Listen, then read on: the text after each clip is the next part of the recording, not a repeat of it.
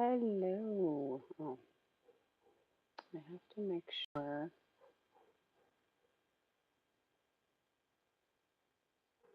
All right. Let's see. Oh.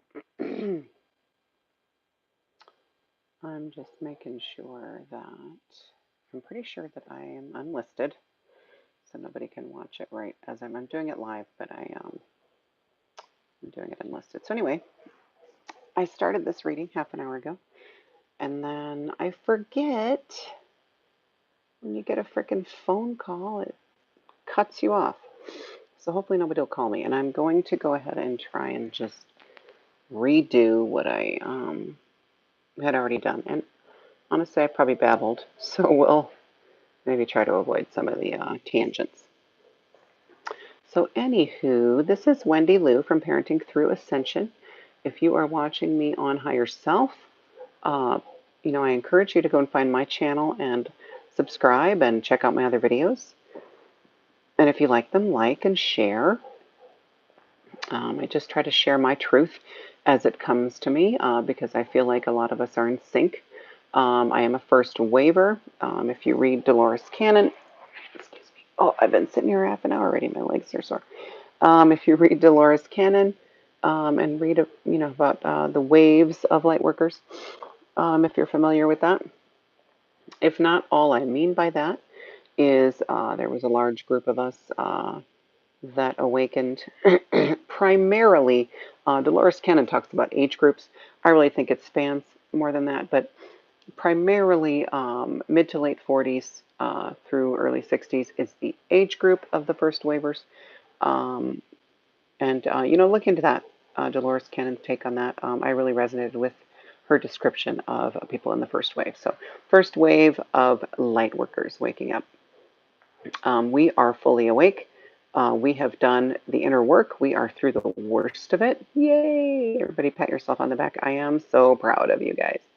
We are through the worst of it. We're being pushed through this last kind of barrier to fully being in 5D tonight with this full moon. I did want to do a little reading that basically is going to be kind of post full moon. Is what I'm getting from this energy. And you can see I only did 3 cards. It's not a big, huge spread. That's all I'm going to do from this beautiful deck. That is one of my favorites. The artwork, Maxine Gadd. I mean, I am going to try and find more of her decks because the artwork is just breathtaking. So anyway, let's get going because I want this to be a reasonable time.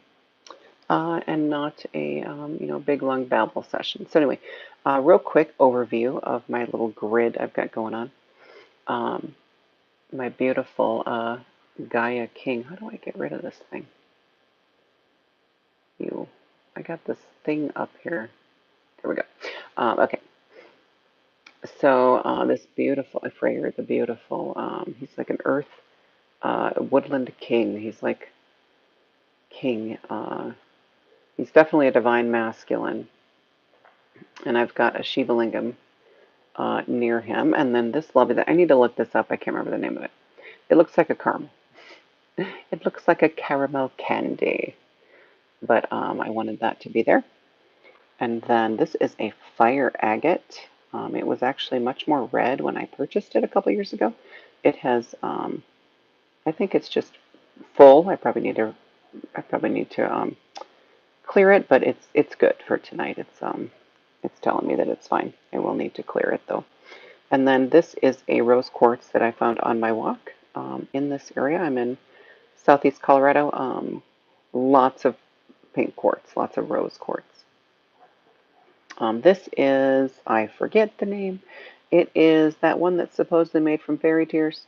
And it's not real obvious on this chunk of it, but these black things that protrude out are very different from the sparkly stuff that's holding it all together.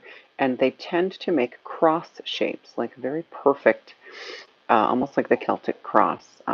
It's not real obvious in this chunk, but I just fell in love with this piece. And it is whatever that is supposedly said to be made from fairy tears, but I just love the sparkliness. And then I've got a Botswana agate, which is a beautiful pink, pinks and grays and pearlies. And then my chevron amethyst, which I just love. It looks like a little onion on the end. All right, so let's get going. I don't want to waste any of your time. So Freyr, tell us what you want us to know, Freyr.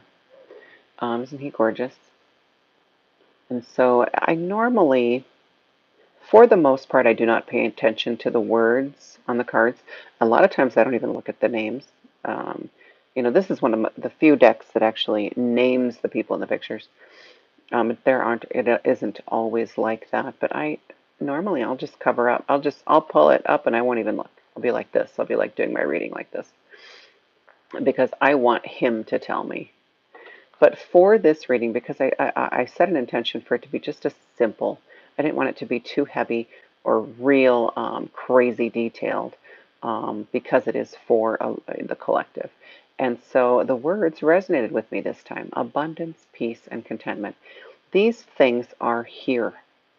These things have finally been uncovered.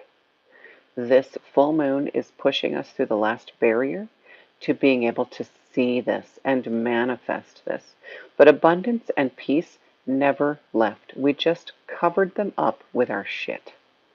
Okay, and we have done so much inner work. Y'all, first wavers, I'm so proud of you guys. We have done so much inner work. We have raised the vibration of the planet, thus raising the vibration of the entire solar system.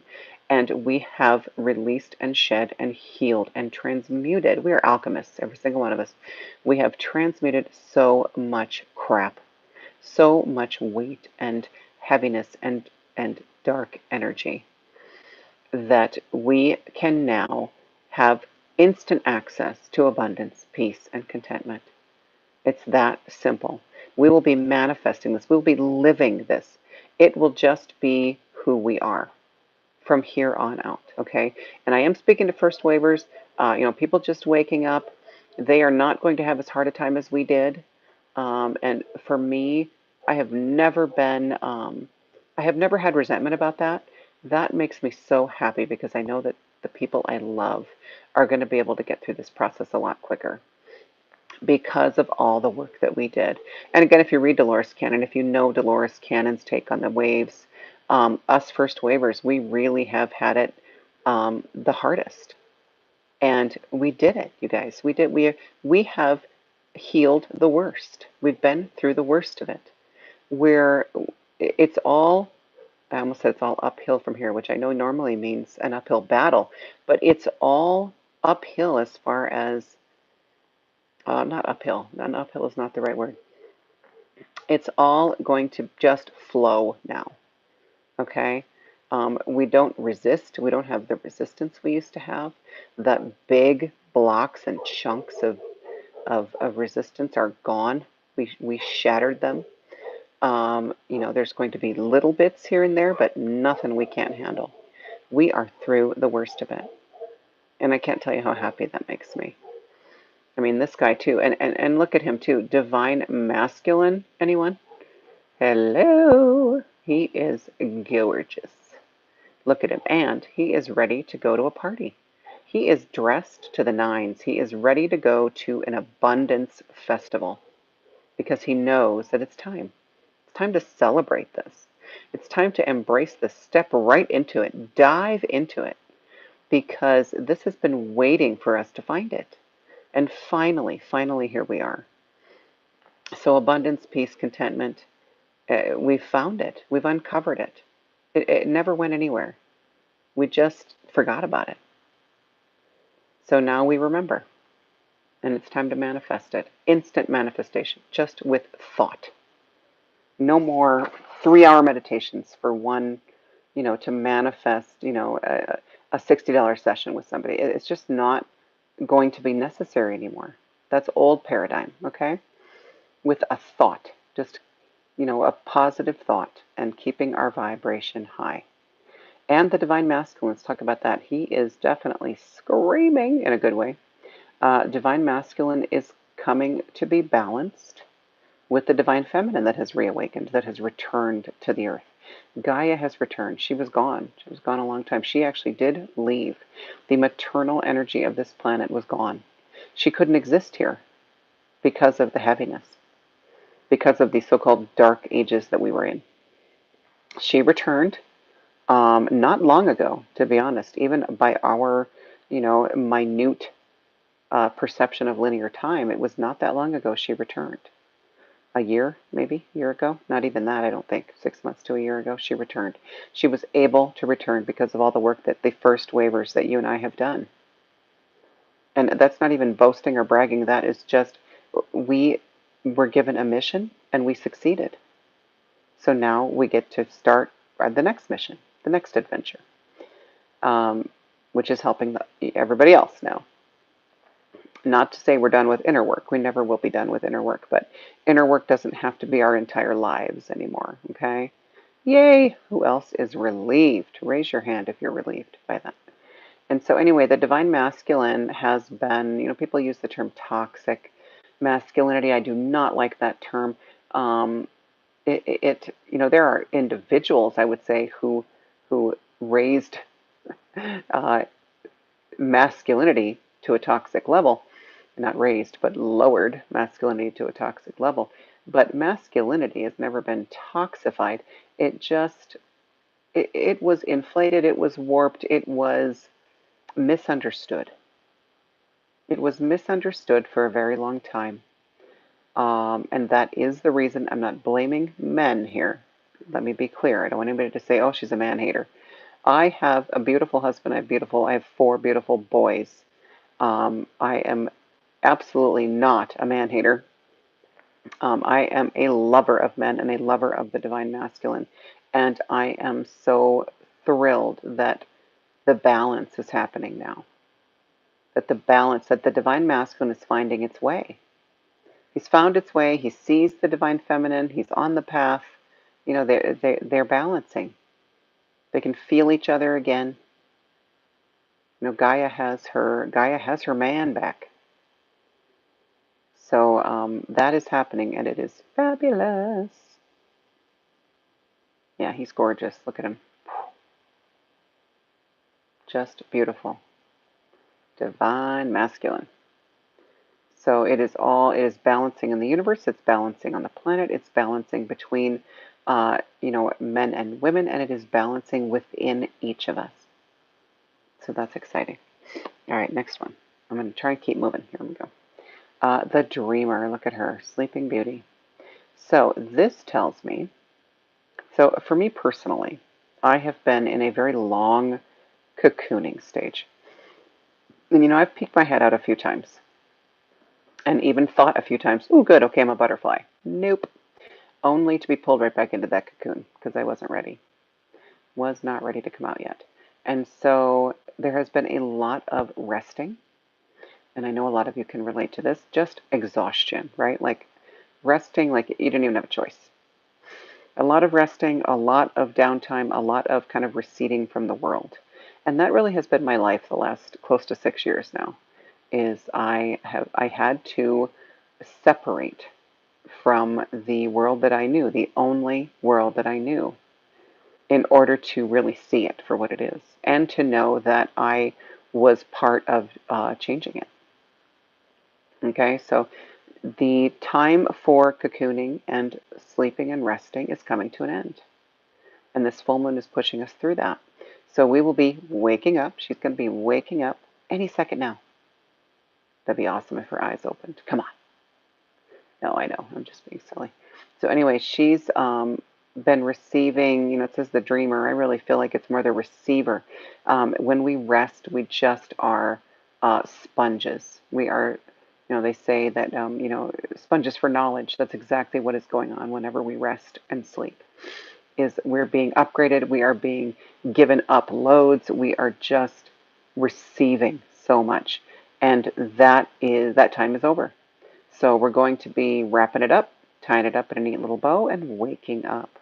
Waking up in the sense that it's time to get our hands dirty, time to get out there in the trenches with the people who are now just waking up to the truth of the world and fulfilling our missions.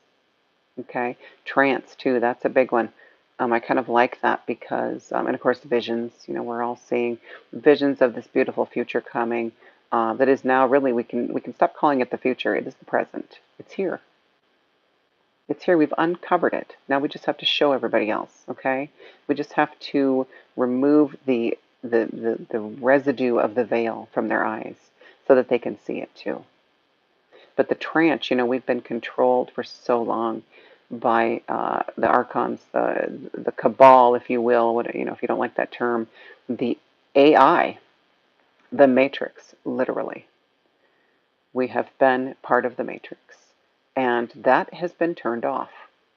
And that is largely, and that's when this kind of second wave, if you will, it's what I call it, just to make it easy to discuss so that you know what I'm talking about. These new large group of people waking up. They're not all light workers, which is fine, which is fabulous. Not everybody's a light worker. Of everyone on the planet, it's a very small percentage, actually. The number that I've always resonated with is 100 million. There are 100 million of us who raised our hand and said, yeah, we'll go help. And we've not been part of the entire evolutionary cycle here on this planet. In fact, I know for a fact that I am not truly from Earth. My soul was not birthed here on Earth. I am an alien soul. I'm a soul from another star system, and I think many light workers are the same way. Now, definitely there are light workers who were born of Gaia. They are not star seeds, and I know that's silly. I don't want to get into the labels, but just to clarify so that you understand when people are talking about star seeds, if you think about it, they're literally talking about those of us who came from the stars and were planted as seeds to grow into this human experience and to help. Okay, that's what star seed literally means. And but light workers are from everywhere, including here, which makes sense, obviously. This is their planet. They wanted to be part of helping the ascension as well. So anyway, the AI, the matrix has been turned off, waking up another large group of people abruptly. Not fun, not super fun, but they're starting to see the truth. They're starting to see that there was this illusion being played like a movie in front of their eyes their whole lives, and that illusion is now gone. So it's up to us to help them see the truth, help them figure out their own truth. Okay, truth is, the only truth is source. In this reality, we have to search for our own truth. Really, what does that mean? Just our own, the reality that we want to manifest. How do we want to live? Who do we want to be? And so that is our truth, and that is different for everyone. All right, so apparitions, I don't know, that's just really, to me, that's just the veil's gone. We're going to start seeing creatures that, have been written off as mythological, as legendary, in other words, never existing. They've all existed um, on the other side. And so now that and, our dearly departed ones, ghosts, that's another story. I'm not going to talk about that. But apparitions, to me, it's just telling me that we can see on the other side of the veil now because we have come together again. The planet has risen to a frequency and brought us with it, where we can see each other again because the veil has been dissipated. So that's her, and she's beautiful. And look at this lovely lady. Promise, pledge, contract. Yeah, what is that telling us? Well, guess what? Look at that. It looks like her wedding day, doesn't it? It's time. It's time for us to begin our lives. Isn't that to me, that's what a wedding day symbolizes. The beginning of a new life, a new wonderful life. She looks pretty darn happy. Maybe she's marrying this guy. No, he's too old for her. Just kidding. Anyway, they're timeless. They're eternal. But yes, this is like she definitely is dressed to begin her new life. And if you think of it in terms of the divine masculine and the divine feminine, that's just perfection too, because I'm going to put these two next to each other because they need to be. They really want to be next to each other. This is divine masculine, divine feminine. This is us. All right, we're integrating it, we're balancing it, then we're going to wake up and just be fierce. We're going to be forces of nature, you guys, on this planet. But look at this. Just the balance coming in. Like he is all like look how beautiful and just the life, the nature, the he just screams the divine masculine aspect that we've been yearning for. And then this beautiful bride, like she's just fresh faced and just, she has a childlike view of the world and she's ready to begin her new life.